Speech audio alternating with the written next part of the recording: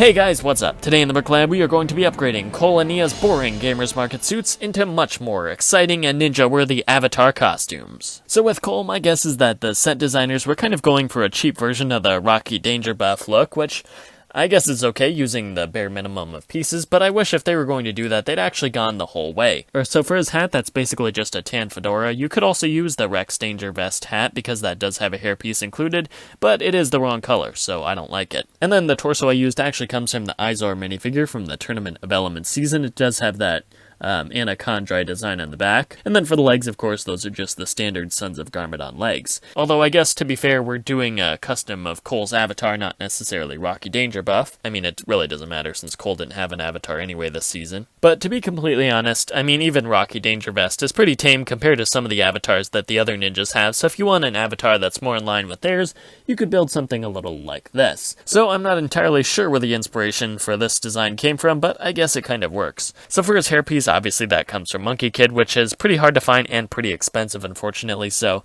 if you don't have that, I would maybe just stick with the classic Cole hairpiece. And then, of course, his face and mustache are the exact same. The torso comes from the Series 15 Wrestler, and the legs actually come from that $20 Hidden Side set. I guess I'm really getting my mileage out of that set for custom minifigures this year, but it's a pretty useful set, so I would highly recommend it 100%.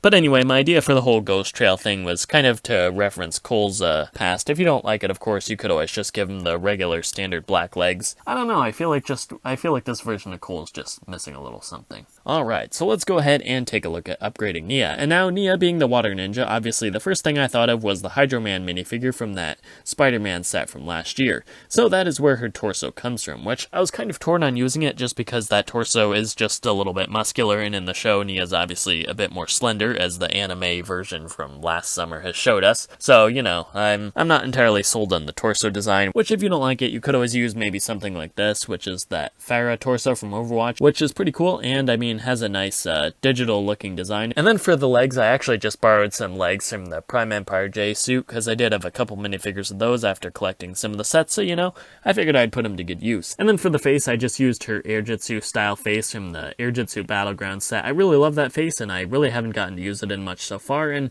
I feel like it fits in really well here. And speaking of Airjitsu, here was a scrap version of Cole that I came up with while plotting out this video. It is, well, it's interesting, I'll give myself that much, but it's definitely not one of my favorite designs. I feel like the final version I came up with is a whole lot stronger.